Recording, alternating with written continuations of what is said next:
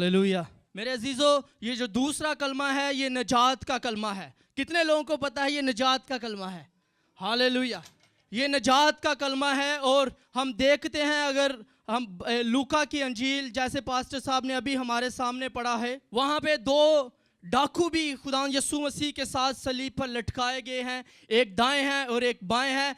एक खुदावंत को लान तान कर रहा है, एक खुदा के मसीह होने का चैलेंज कर रहा है कि अगर तू मसीह है तो मुझे भी बचा और खुद भी बच। और दूसरा क्या कह रहा है? दूसरे ने नजात हासिल कर लिया कह के क्या उसने कहा है कि जब तू अपनी बादशाही में आए तो मुझे याद रखना।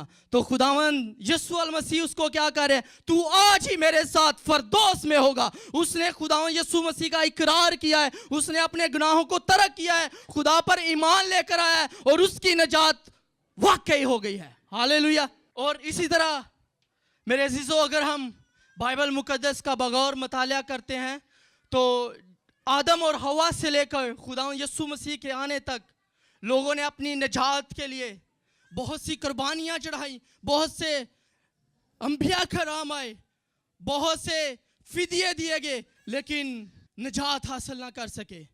वक्ती तौर पर उनको नजात मिलती, लेकिन फिर वो उसी गुनाह में मुलव्वस हो जाते हैं।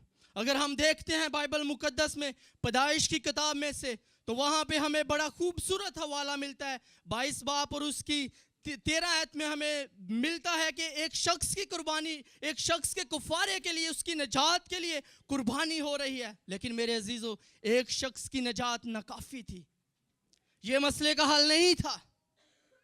और आगे बढ़कर हम अगर अखरूज की किताब में देखते हैं 12 बाब और उसकी 3 आयत में, तो हमें बड़ी खूबसूरत बात मिलती है कि एक खानदान के लिए जब वो गुनाह में मुलव्वस होते हैं, उनकी नजात के लिए कुर्बानी चढ़ाई जा रही है। लेकिन यह भी मसले का हल नहीं है। कोई ऐसा भरा चाहिए था जो हम सब के लिए कुर्बान होता, पूरी कायनात की कुर्बानी देता और पूरी कायनात को नजात से मुलव्वस करता।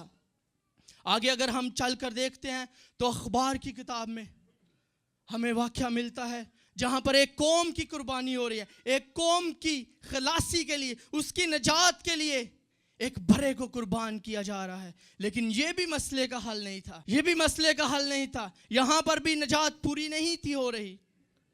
मेरे अजीजों, फिर खुदा को अपने लोगों पर तरस आया। वो जो गुनाहों में गिरे पड़े थे, खुदा ने उन पर नजर की, खुदा ने उनके लिए नजात का बंदोबस्त किया।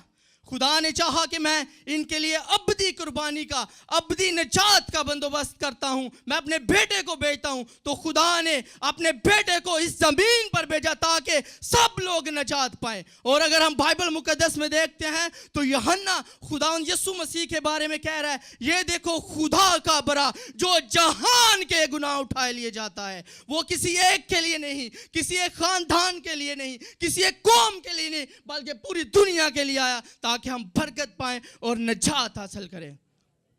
मेरे अजीजों, अगर हम बाइबल मुकद्दस को देखते हैं तो खुदावंद का फरिश्ता यूसुफ के ऊपर जाहिर होता है और कहता है कि इसके बेटा होगा। मरियम के बारे में कह रहा है, और तू उसका नाम यीशु रखना। क्या नाम रखना? यीशु नाम रखना, ताकि वो ही अपने लोगों को उनके गुनाहों से नजात देगा। क्योंकि यीशु को उसके बाप ने अख्तियार दे के भेजा कि जिसके गुनाहों को तुम माफ करोगे उनके गुनाहों को माफ किया जाएगा। और इसी तरह हम देखते हैं कि यीशु के जमीनी सफर में जिस तरह वो नजात देने आया था, अगर हम बाइबल मुकद्दस में से देखते हैं तो ज़कई एक गुनाहगार शख्स था, मसूल लेने वाला था। लेकिन जब वो यीशु के सामने अपने गुनाहों का इकरार करता है तो यीशु कहता है, आज इस घर में नजात आई है। उसने अपने गुनाहों का इकरार किया और खुदावंद ने उसको नजात दे दी, क्योंकि वो आया ही नजात देने के लिए था। अगर हम देखते हैं इस डाकू के लिए, जो डाकू सलीब पर है, लेकिन वो गुनाहों का इकरार कर रहा है कि मैंने तो गुनाह किया है, मैं अपने गुनाहों की सजा पा रहा हूं, लेकिन मेरे खुदावंद यीशु मसीह ने कोई भी गुनाह नहीं किया। वो इकरार करता है और वो इल्तिजा करता है कि जब तू अपनी बादशाही में आए तो मुझे याद रखना। तो खुदावन जिसके पास अख्तियार था, जिसके बाप ने उसे बाख्तियार बना के भेजा था, उसने उसी वक्त उससे कहा तू आज ही मेरे साथ फिरदौस में होगा। मेरे अजीजों, आज भी मौका है। हम गुड फ्राइडे मनाते हैं, हम मिस्टर्स मनाते हैं, बहुत अच्छी बात है, लेकिन वो हमारी नजात के लिए है। अगर आज भी हम उस नजात से खाली हैं, अगर गुनाह में गिरे हुए हैं, तो आज मौका है कि हम अपने गुनाहों का इकरार करें और अपनी नजात को हासिल करें। इसी तरह हम देखते हैं मरियम मगदलिनी के बारे में। वो गुनाह में अपनी ज़िंदगी बसर कर रही थी, लेकिन जब उसने अपने गुनाहों का इकरार किया है तो खुदावन ने उसको नजात याफ्ता कर दिया है। और उसकी ज़िंदगी, जितनी देर भी उसने नजात हासिल करने के बाद अपनी ज़िंदगी को गुजारा है, उसने खुदावंद की मनादी में गुजारा है, क्योंकि उसकी ज़िंदगी नजात याफ्ता हो चुकी थी। अगर भी हम आज नजात से खाली हैं, अगर हमने नजात हासिल नहीं की, तो हमें अपने गुनाहों का इकरार करने की ज़रूरत है और अपनी नजात को हासिल करने की ज़रूरत है। खुदावंद इस पाक कलाम के वसीला से आप सबको बरकत दे। आमीन।